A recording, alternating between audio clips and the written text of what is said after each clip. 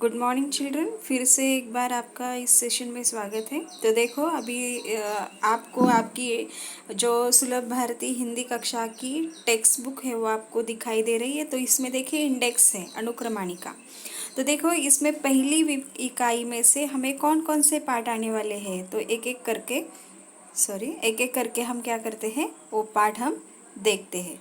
तो देखो इसमें जो पहला पाठ है वाचन मेला, आपको क्या आएगा, वो चित्र दिया जाएगा और उस चित्र के आधार पर आपको 2 से 4 वाक्य बनाकर लिखना है।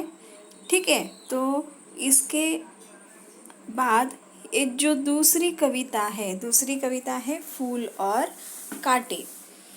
तो ये जो कविता है, इस कविता के ऊपर मतलब जो पद्य विभाग में है ना, तो ये कविता आएगी। उसमें से कोई पद मतलब स्टैंजा, एक स्टैंजा, 2 स्टैंजा, 3 स्टैंजा, इस तरह से आपको कविता आ सकती है और उस कविता के आधार पर आपको क्वेश्चन आंसर्स पूछे जा सकते हैं।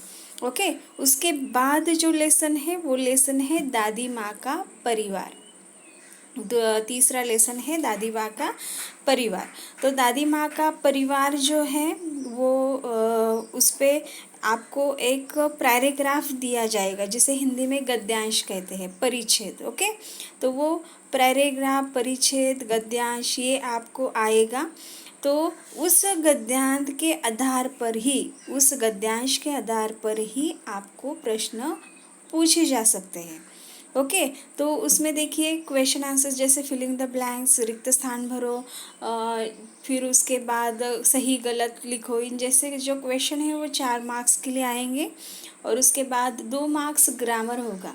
उस जो पैराग्राफ है उस पैराग्राफ पे ही आधारित वो आपको ग्रामर पूछा जाएगा। उसके अलावा 2 मार्क्स के लिए है स्वमत। स्वमत का अर्थ है ओपन एंडेड क्वेश्चन। ओके। जो प्रश्न आपको आपके मन से लिखना है। तो ये है गद्यांश। और पद्यांश कैसा है, पद्यांश में जिस तरह से गद्यांश में 4 मार्क्स के लिए क्वेश्चन पूछे जाएंगे, वैसे पद्यांश में सिर्फ 2 मार्क्स के लिए क्वेश्चन पूछे जाएंगे। 2 मार्क्स व्याकरण होगा और 2 मार्क्स स्वमत होगा। ठीक है। अभी नेक्स्ट जो है वो देहात और शहर, ये हमको आएगा नहीं, मैंने यह पार्ट आपको सिखाया नहीं। ये जो चौथा पार्ट है वो पार्ट हमने स्किप किया है। ओके। तो फिर उसके बाद जो है बंदर का धंधा। तो ये देखो 2 कविताएं हैं, एक है फूल और कांटे और एक है बंदर का धंधा। इसमें आपको कोई भी पूछा जा सकता है, लेकिन सिर्फ एक बात याद रखो, मैं फिर से दोहराती हूँ, ये देहात और शहर, ये जो पार्ट आपके पोर्शन में नहीं है, इस पे आपको कोई क्वेश्चन आंसर्स पूछे नहीं जाएंगे। ठीक है। तो चलो अभी हम आगे बढ़ते हैं। आज मैं आपकी एक क्लास टेस्ट लेती हूँ। ठीक है। आज मैं आपकी क्लास टेस्ट लेती हूँ। तो क्लास टेस्ट में मैं अभी लेसन लेने वाली हूँ। लेसन का नाम है दादी माँ का परिवार। तो चलो हम हमारे उस पार्ट के वहाँ पे जाएंगे। पार्ट का नाम है दादी माँ का परिवार। तो देखो यहाँ पे आपको सामने यहाँ पे पार्ट है, पार्ट क्रमांक 3, दादी माँ का परिवार। तो इसमें से आज मैं आपकी रिवीजन टेस्ट लेने वाली हूँ। रिवीजन टेस्ट से 8 मार्क्स की है। कितने मार्क्स की है? 8 मार्क्स की है। और इस पे देखो कौन कौन से कहाँ तक मैं आपको पैराग्राफ देने वाली हूँ, ये थोड़ा याद रखो। देखो मैं आपको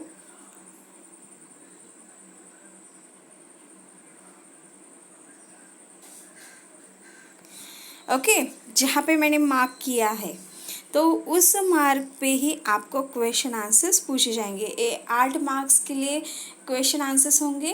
तो वो 8 मार्क्स के क्वेश्चन आंसर्स जो है वो आपको आपके क्लास वर्क नोट पे ही वो टेस्ट लिखिए आप। मैं क्वेश्चन दे रही हूँ, उसके आंसर लिखना है ऊपर जो और मुझे सेंड करना है। लेकिन क्या होता है जब आप सेंड करते हो तब आपके नाम के साथ आप सेंड कीजिए, आपका क्लास, आपकी डिवीज़न, ताकि मैं कंफ्यूज ना हो सकूँ। ओके। और इसके अलावा आपको पीडीएफ फाइल में ही मुझे क्या भेजनी है, ये जो टेस्ट है वो आपको पीडीएफ फाइल में ही भेजनी है। आप फ़ोटो निकाल के मत भेजिए। अगर आपको समझ में नहीं आ रहा है आप कॉल कीजिए, लेकिन आपका टाइम है आज 6 बजे तक मुझे वो टेस्ट सॉल्व करके आनी चाहिए। सॉरी, ठीक है, 6 बजे तक आपको, ठीक है, कुछ इशू होगा, ये होगा, कोई बात नहीं, आपको 6 बजे तक मुझे मेरे मोबाइल पे आपको भेजनी है। उसके बाद जो भेजेगा मैं उसके मार्क्स काउंट नहीं करूँगी, मैं उसका रिकॉर्ड बना रही हूँ। और जो भी आप मुझे पीडीएफ फाइल में ही चाहिए, मैं फिर से आपको दोहराती हूँ, आपको कुछ डिफ़िकल्टी आती है तो प्लीज़ कॉल करके पूछिए। ठीक है, धन्यवाद।